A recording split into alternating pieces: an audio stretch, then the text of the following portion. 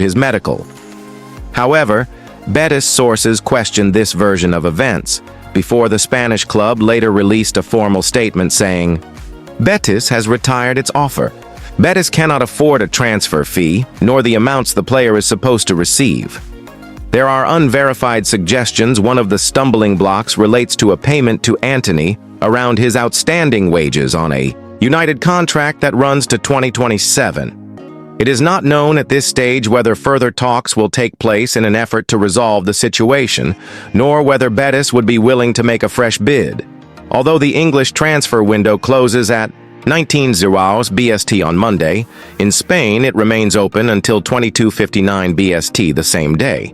Antony was among the players Manchester United marked for departure this summer. He was one of 5 squad members, along with Marcus Rashford, Jadon Sancho, Alejandro Garnacho, and Terrell Malaysia, who were made to train apart from the rest of the first team.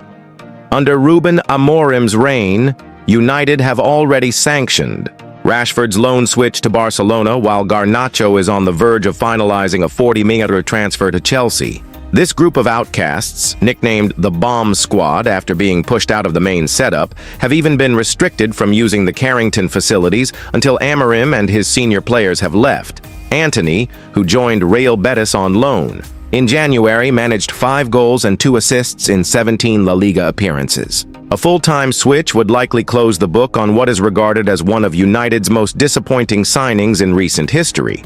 The Brazilian was recruited from Ajax in August 2022 for a staggering 81.3 million, making him United's second most expensive purchase after Paul Pogba. Though his United career started brightly, his form dropped off rapidly. His final Premier League start came during the humiliating